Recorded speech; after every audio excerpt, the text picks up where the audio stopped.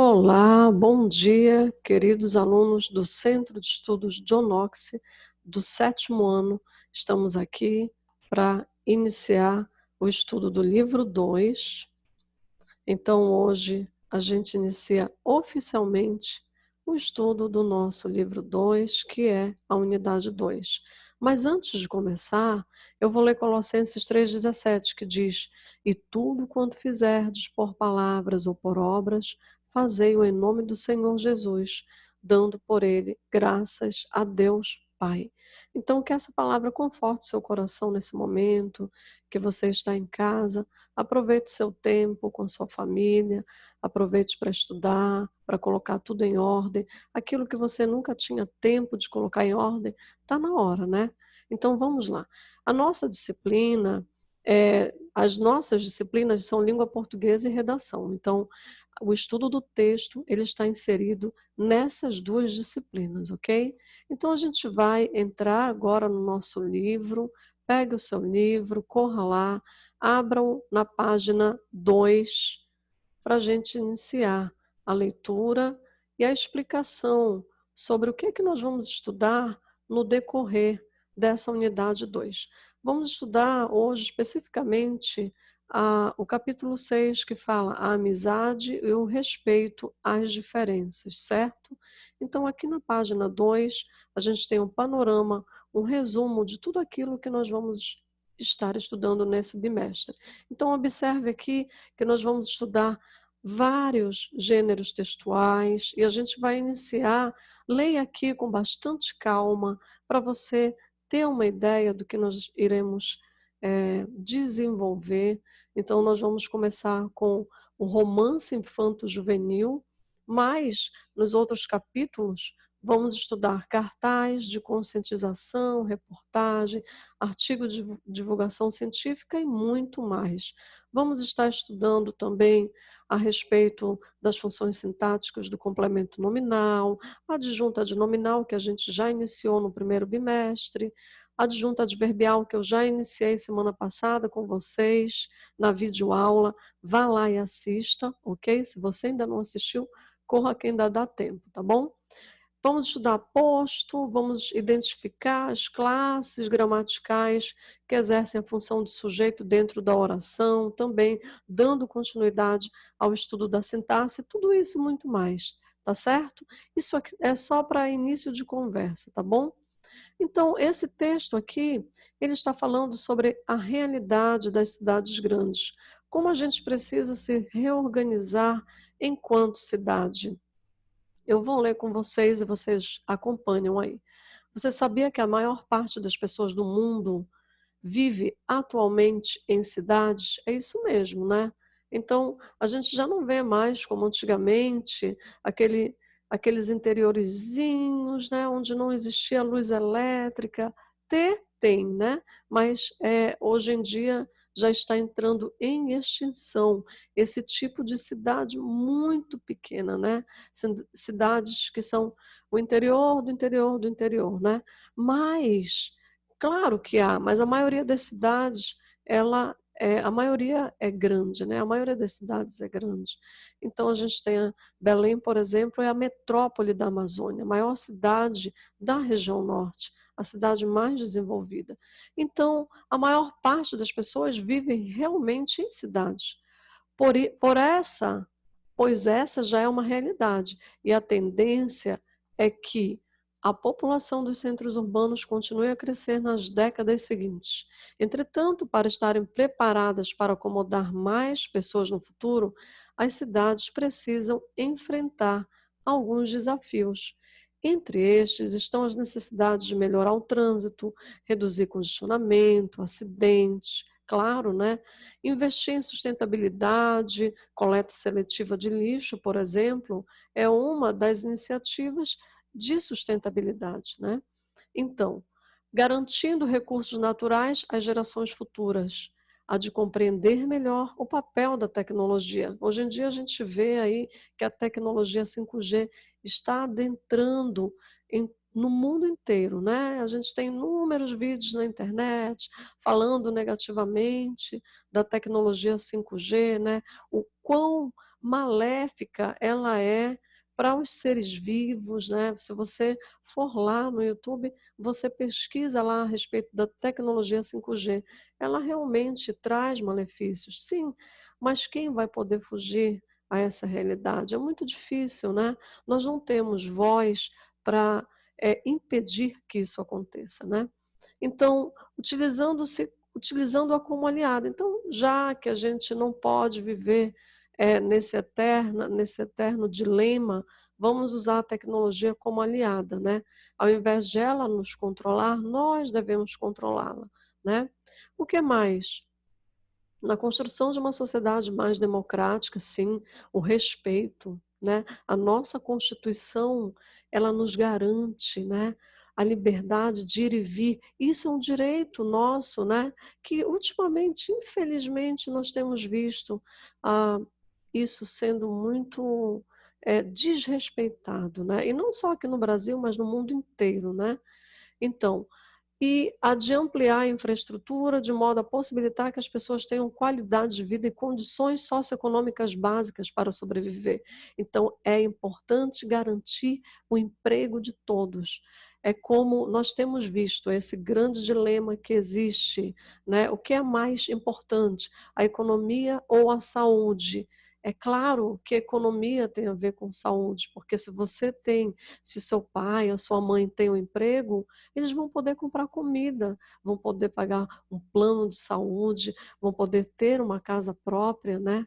E se nós não tivermos acesso ao emprego, como vai ficar? Ninguém sobrevive sem trabalho. Então, nós precisamos do trabalho. O trabalho é essencial à vida. Além disso, é necessária a compreensão de que os centros urbanos são espaços que concentram mais diversidade, sim, maiores diferenças, né? E por isso deve-se pensar também melhorias relacionadas à convivência entre as pessoas, considerando-se as diferenças culturais, econômicas, comportamentais. Então, eu devo respeitar o meu vizinho, independente da etnia a que ele pertença, né? O que mais? Sobre como elas se relacionam com os outros e com a cidade, né? Será que as pessoas respeitam o espaço urbano? Existe um respeito às leis de trânsito? Existe um respeito às leis municipais que proíbem, por exemplo, o cidadão de jogar lixo na rua? Né? Será que está havendo esse respeito? Nesta unidade, você irá refletir sobre alguns desses desafios. Para começar, responda as questões do box. Então, essas questões vocês vão estar refletindo aí na casa de vocês, tá bom? Vocês vão ler e vão, quem sabe, conversar com os pais de vocês a respeito dessas perguntas, tá certo? Então, vamos partir agora para o assunto do nosso capítulo 6, tá? Então, como eu falei para vocês anteriormente, o título do capítulo 6 é Amizade e Respeito às Diferenças. Então, a gente vai ver aqui a amizade e o respeito às diferenças. Vamos começar com algumas perguntinhas básicas. A amizade é uma relação que envolve afeto e respeito, certo? Todo mundo sabe disso, né? Mas você acha que ela pode acontecer entre as pessoas mais diversas, ou seja, entre pessoas mais diferentes possíveis? Você vai pensar e dar a sua resposta. Ou é necessário ser semelhante para ser amigo? A minha opinião é que a amizade é uma amizade realmente consolidada, né? E firmada, assim, que você pode confiar, ela requer alguns princípios básicos, né? Ela requer que aquela pessoa demonstre para você que você pode confiar nela, né? Isso é o principal, né? A confiança. Porque tem um ditado que diz que você leva anos para adquirir confiança e segundos para perder, né? Então, é fundamental a confiança. É necessário ser necessariamente semelhante, né? Bom, aí você vai responder. Na minha opinião, em alguns aspectos sim, em outros não, isso vai depender do que se está falando. E por quê? Você responde aí. Infelizmente, eu não posso ouvir a sua resposta. Para você, o que significa ter um amigo e ser amigo de alguém? O que é ter um amigo? É ter alguém em quem você pode confiar? Agora, também, a gente não pode colocar expectativas grandes demais, que a gente tem que saber que as outras pessoas são como nós, falhas, né? Seres humanos, pecadores e caídos, né? Então, a gente não pode exigir um padrão de perfeição como se elas fossem o próprio Deus. Isso nós não podemos fazer. Então, é importante que nós tenhamos isso em mente, que os seres humanos precisam ser compreendidos dentro da sua realidade de pecadores, né? Eh, o que é ser um amigo de alguém para você, né? Ser um amigo de alguém é aquele que só procura outra pessoa quando precisa de um favor? Ou você está pronto para ajudar sempre que você realmente pensar no seu amigo, você pensa, poxa, eu vou ajudá-lo, mesmo que ele não peça a sua ajuda, né? De que forma a imagem desta página se relaciona à ideia de amizade? Olha só. Então, nós vemos aqui 3 amigas, ou melhor, aqui dá a entender que são 4, né? 4, né?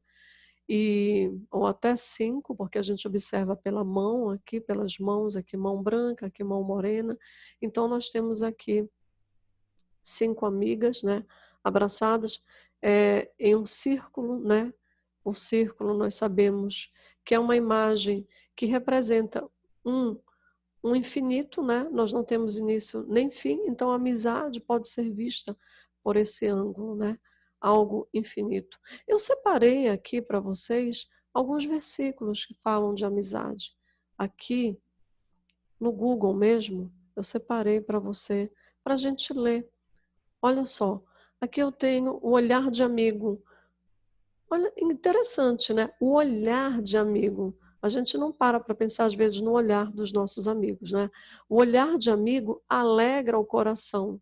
Então, olha só, o escritor de Provérbios, que foi Salomão, ele se alegrava só com o simples olhar de um amigo já alegrava ele, né? Saber que aquele amigo estava olhando para ele, né? Ou olhando por ele, certo?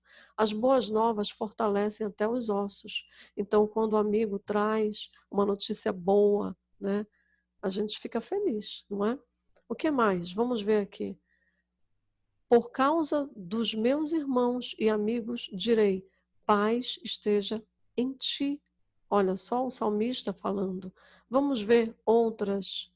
Quem perdoa uma ofensa mostra que tem amor, mas quem fica lembrando o assunto estraga a amizade. Então é importante o perdão, gente. Isso aqui é essencial, né? Então a gente tem aqui o perdão, a gente vê que é a base de uma amizade, né? Você não pode ter amigos e não saber perdoar. Isso não é amizade, né? Jesus falou que a gente tem que perdoar não 7 vezes, mas até 70 vezes 7, né? Então, outro aqui, não abandone o seu amigo. Vamos ver aqui? Não abandone o seu amigo, nem o amigo do seu pai. Quando for atingido pela adversidade, não vá para a casa de seu irmão.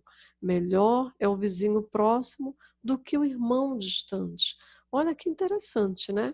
Então, quando nós estivermos nos dias maus, a gente não deve ir para a casa de alguém, porque a gente vai levar todo aquele mau humor, aquele clima tenso. Então, é isso. O que perdoa a transgressão busca amizade. Olha só, mas o que renova a questão afastam amigos íntimos. Então, que a gente possa parar para pensar aqui sobre isso, né? Sobre a importância da amizade, tá certo? Então, vamos começar a ler aqui na página, essa é a página 5. Abra aí no seu livro e vamos lá. Você percebeu em seus estudos de história que os conflitos violentos são muitas vezes empregados na tentativa de resolver diferenças entre os povos, né? Então, o que que acontece? Ah, normalmente se recorre à guerra para estabelecer o quê? Uma paz, né? E, na verdade, a guerra só gera mais conflito, né? Se você estudou, eu creio que você estudou em história, né, sobre a Segunda Guerra Mundial, você sabe como ela se deu. Agora, se você for observar, nós estamos vivendo um período de guerra, né? porque a gente tem nações ou nação querendo se sobressair economicamente e usando de meios ilícitos, certo? Então isso também é guerra, né? A guerra, ela é a ausência de paz, mas ela também é a questão dos conflitos, né? Então a gente tem os conflitos, né, existentes entre as nações, né? Então, o rompimento daquele estado de paz, né? O combate à opinião no sentido moral. Então, quando você tem conflitos, né, de sistemas políticos divergentes, você tem realmente uma guerra, às vezes uma guerra ideológica de ideias, né? a um sistema político querendo se sobressair ou implementar, né, de forma desrespeitando os direitos humanos, os direitos civis públicos, né? Então a gente tem todas essas coisas relacionadas à guerra, certo? Guerra não é necessariamente o uso das armas. Esse é o estágio final da guerra, o uso de armas físicas, né? O uso de material bélico é o estágio final, mas as guerras normalmente elas começam com conflitos ideológicos, né? Então vamos lá. Você já percebeu em seus estudos de história que os conflitos violentos são muitas vezes empregados na tentativa de resolver diferenças entre os povos, certo? Porém, as guerras afetam a vida de inúmeras pessoas. Então, a gente tem as pessoas muitas vezes inocentes acabam morrendo. O preço da guerra é muito alto, né? Na verdade, conforme os estudiosos dizem, né?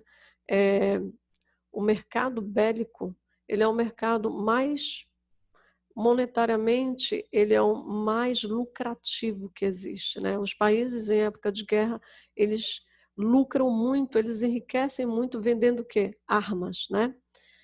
Então, porém, as guerras afetam a vida de inúmeras pessoas, certo? Geram destruição de casas, cidades e levam muitos inocentes à miséria. Contudo, mesmo em contextos difíceis assim, é possível evidenciar bons sentimentos, certo? Como a amizade, que pode se fazer presente, mostrando que é capaz de romper barreiras e diminuir a solidão das pessoas. Então, mesmo no período de guerra, é possível que você tenha bons amigos, né? Neste capítulo, você vai refletir sobre uma amizade que se construiu em um período de guerra, ao ler os trechos do romance O Menino do Pijama Listrado, do escritor irlandês John Boyne. Leia a seguir o trecho de um dos capítulos desse romance. Bom, gente, aqui eu trouxe umas imagens para vocês do filme O Menino de Pijama Listrado, certo? Então você tem aqui algumas imagens, você tem a imagem dos personagens principais, certo? Então você tem o Bruno, você tem o Schmule, né? E o alemão, né? Você tem o alemão aqui, o judeu aqui. Então você vai poder ter a oportunidade de assistir a esse filme, né? É um filme muito bonito. Ele é baseado no livro homônimo, O Menino do Pijama Listrado, do John Boyne, né? Então, a gente vai fazer, eu estou dando spoiler, mas a gente vai fazer um trabalhinho sobre esse filme, tá bom? Ok, então a gente vai voltar lá no nosso livro e a gente vai ler o trecho aqui do livro, certo? Então vamos lá, vamos ler um capítulo, né? Vou maximizar aqui para você enxergar melhor o que aconteceu no dia seguinte, ok? Então vamos ver aqui o que aconteceu no dia seguinte, é o título desse nosso capítulo aqui. O dia seguinte, sexta-feira, foi mais um dia molhado, ou seja, muita chuva, né? Quando Bruno acordou pela manhã, olhou pela janela e ficou desapontado ao ver a chuva caindo. Se não fosse pelo fato de que aquela seria a última chance de ele e Shmuel, né? Seria na nossa língua Samuel, né? Passarem algum tempo juntos, sem falar que a aventura prometia ser muito emocionante, especialmente porque envolvia fantasias e roupas ele teria desistido de sair. Olha só, se não fosse pela grande amizade, né, que existia entre eles, ele teria desistido de sair e teria esperado por outra tarde, na semana seguinte, quando não tivesse planejado nada de especial, ok? Ele olhou para o céu e, embora ainda estivesse bastante escuro, pensou que já havia chovido o suficiente para um dia e que estaria a salvo durante a tarde. É claro que depois haveria o desafio de explicar por que estaria tão sujo ao voltar para casa mais tarde.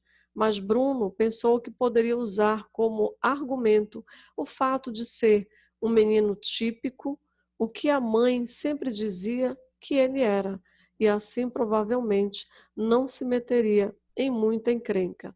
A mãe estivera especialmente feliz durante os dias anteriores, à medida que cada um dos pertences da família era empacotado e mandado para Berlim.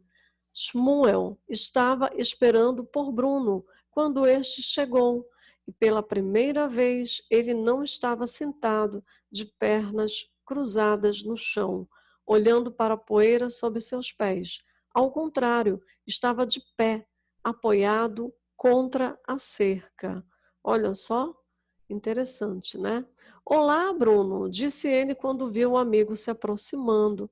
Olá, Shmuel, disse Bruno. Vamos chamar de Samuel? Olá, Samuel, disse Bruno. Não sabia se nos veríamos novamente. Com a chuva e tudo mais, quero dizer, disse Samuel. Achei que talvez você tivesse que ficar dentro de casa.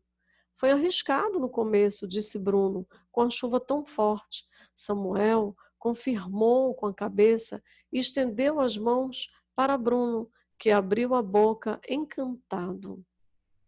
Ele trazia um par de calças listradas, o paletó listrado e o boné listrado de pano que compunham um pijama exatamente igual ao que estava vestindo.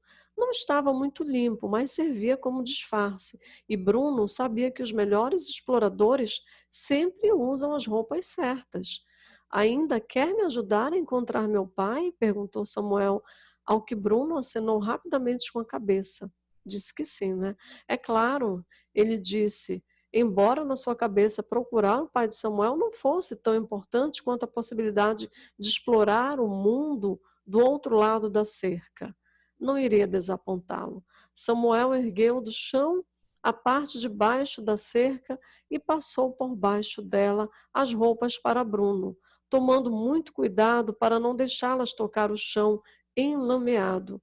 Samuel deu meia volta e Bruno tirou o casaco e depois depositou-o o mais delicadamente que pôde no chão. Depois tirou a camisa e tremeu no ar frio por um instante antes de vestir o paletó do pijama. Enquanto o passava, enquanto passava pela cabeça, teve a infeliz ideia de respirar pelo nariz. O odor não era bom. Quando foi a última vez que foi lavado? Perguntou ele. E Samuel voltou-se novamente. Não sei se já foi lavado, disse Samuel. Olha só, né? Então, vamos ver como termina esse trecho do livro, certo? Samuel voltou-se bem quando Bruno aplicava o toque final ao disfarce, colocando o boné de pano na cabeça. Samuel piscou e balançou a cabeça. Estava realmente muito bom. Se não fosse pelo fato de que Bruno não era nem de longe tão magro quanto os meninos daquele lado da cerca, nem tão pálido, seria difícil distinguir entre eles. Era quase, pensou Samuel, como se fossem mesmo exatamente iguais. Samuel apontou para os pés de Bruno e para as botas pesadas que ele trouxera de casa. Vai ter que deixá-las para trás também, disse ele. Bruno fez cara de desgosto. Mas e a lama? Disse ele. Você não espera que eu vá descalço. Se não for, será reconhecido, disse Samuel. Não tem escolha. Bruno suspirou, mas sabia que o amigo tinha razão. Olha só, bem aqui. Bruno suspirou, mas sabia que o amigo tinha razão. Então tirou as botas e as meias e as deixou ao lado da pilha de roupas no chão. De início, pareceu horrível colocar os pés dentro de tanta lama. Eles afundavam até os tornozelos, e cada vez que ele erguia o pé, a coisa parecia ficar pior. Depois, porém, ele até que começou a gostar da sensação. Samuel abaixou-se e ergueu a base da cerca, que só cedia até certa altura, e Bruno foi obrigado a rolar por baixo dela, cobrindo de lama completamente o pijama listrado. Ele gargalhou quando olhou para si mesmo. Jamais estivera tão sujo em toda a sua vida, e a sensação era maravilhosa. Samuel também sorriu e os dois meninos ficaram juntos, sem jeito por um instante, desacostumados que estavam a ficar do mesmo lado da cerca. Bruno sentiu o impulso de abraçar Samuel apenas para mostrar-lhe o quanto gostava dele e como fora bom conversar com ele durante o ano que se passara ali. Samuel também sentiu o impulso de abraçar Bruno, apenas para agradecer-lhe pelas incontáveis gentilezas e pela comida que trazia de presente, e pelo fato de que iria ajudá-lo a procurar pelo pai. No entanto, nenhum deles abraçou o outro. Em vez disso, começaram a caminhada, desde a cerca até o campo, uma caminhada que Samuel fizera quase todos os dias já que quase um ano, quando escapava dos olhares dos soldados e conseguia chegar até a única parte de Haja Vista, que parecia não estar sob vigilância constante, um lugar no qual ele tivera sorte de encontrar um amigo como Bruno. Não demorou para que alcançasse o campo. Bruno abriu os olhos, assombrado com as coisas que via. Na sua imaginação, ele pensara que todas as cabanas estavam cheias de famílias felizes, algumas das quais se sentavam do lado de fora, em suas cadeiras de balanço, durante o anoitecer, e contavam histórias sobre como as coisas eram melhores quando eram crianças e tinham respeito pelos mais velhos, ao contrário das crianças de hoje. Pensou que todos os meninos e meninas que moravam ali estariam em grupos diferentes, jogando tênis ou futebol, pulando corda e desenhando no chão quadrados para jogar amarelinha. Imaginou que haveria uma loja no centro e, quem sabe, um pequeno café, como aqueles que ele vira em Berlim. Perguntava-se se haveria uma banca de frutas e legumes. Como ele pôde ver, todas as coisas que ele imaginou estarem lá não estavam. Não havia adultos sentados em cadeiras de balanços nas varandas. E as crianças não estavam brincando em grupos. E não só faltava uma banca de frutas e legumes, como também havia algum café parecido com os de Berlim. Em vez disso, o que havia eram multidões de pessoas sentadas juntos, em grupos, olhando para o chão com uma aparência terrivelmente triste. Todas tinham uma coisa em comum: eram absurdamente magros, e os olhos eram fundos, e as cabeças raspadas. O Bruno imaginou indicar que lá também houvera uma epidemia de piolhos. Num canto, Bruno viu 3 soldados que pareciam encarregados de um grupo de cerca de 20 homens. Estavam gritando com eles, e alguns dos homens haviam caído de joelhos, e lá estavam com as cabeças entre as mãos. Na verdade, para onde quer que ele olhasse, só via 2 tipos de gente. Se não eram os soldados felizes, sorridentes e gritalhões nos seus uniformes, então eram as pessoas infelizes e choronas de pijama listrado, a maioria das quais parecia estar olhando para o nada, como se estivessem de fato adormecidas. Acho que não gosto daqui, disse Bruno depois de um tempo. Eu também não gosto, disse Samuel. Acho que é melhor ir para casa, disse Bruno. Samuel parou de andar e olhou para ele. Mas e o meu pai? Disse ele. Você falou que ia me ajudar a encontrá-lo. Gente, que dramático, né? Muito triste essa história, né? Então a gente tem aqui a descrição, né, do livro, de onde foi tirado esse trecho. Eu não vou dar mais spoiler sobre esse livro, porque vocês vão fazer um trabalho, não sobre o livro em si, mas vocês vão assistir ao filme. Quem tiver o livro, lê o livro e assiste o filme, tá? Então, mas o que que eu quero falar aqui? Esse livro, ele é um romance, certo? Ele é um romance baseado no período histórico que marcou o mundo inteiro, que foi a Segunda Guerra Mundial, certo? Então, é, o que que a gente tem aí? A Segunda Guerra, né, em que a gente tem grande conflito armado. Bom, eu não vou dar muitas informações, porque eu quero que vocês pesquisem para responder nas perguntas que eu farei. Mas o que que eu quero que vocês entendam? Que o romance, ele é um livro diferente do conto, por exemplo. Ele é mais longo do que outras narrativas, tá? Então, por isso ele é dividido em capítulos. Então, o romance é dividido em capítulos e percebam que quando vocês forem ler o livro, né, quem sabe, ou até assistir o filme, vai dar para vocês terem essa noção que há uma continuidade na sequência da narrativa, certo?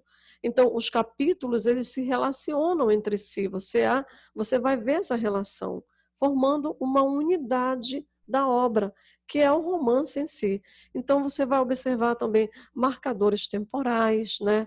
Você vai observar adjuntos adverbiais, por isso que a gente está estudando os advérbios, as locuções adverbiais, porque eles marcam o tempo, né? Então, eles dão aquela marcação temporal, tá certo? E a gente vai ver também o que mais? Que no romance você tem a síntese de elementos que caracteriza cada uma das personagens. Então você tem o perfil psicológico das personagens. No romance, o que que você tem? Os elementos da narrativa, né? E quais são os elementos da narrativa? A gente vai ver cada um desses elementos semana que vem, tá certo?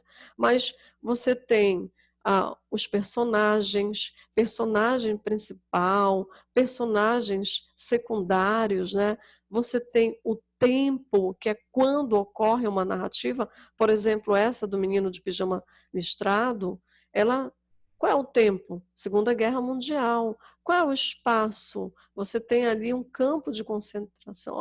Infelizmente eu falei, eu dei o spoiler, né? Não era para eu ter falado, mas tudo bem. Você vai assistir ao filme. Eu acho que a grande maioria de vocês já até assistiu. E o que que a gente observa? Aí você tem a situação inicial do filme, da narrativa, você tem um elemento modificador, que é aquilo que vai surgir como um problema para ser solucionado, certo? Você tem dentro da narrativa, né, dentro do romance, você tem o clímax, que é aquele momento de maior tensão. Sabe quando você está assistindo um filme, bem bom assim comendo pipoca no cinema, e de repente você observa que todo mundo parece que joga a pipoca para cima e se segura nas cadeiras e grita. Sabe por que há essa reação?